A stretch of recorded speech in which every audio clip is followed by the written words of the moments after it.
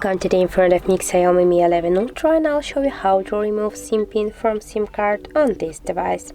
So first you should go to the settings and scroll down to the passwords and security. Now just tap there and go to the privacy section.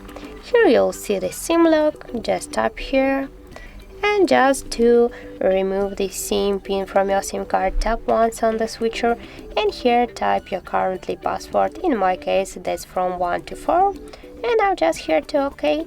And as can you see, we just successfully removed our SIM pin from our SIM card.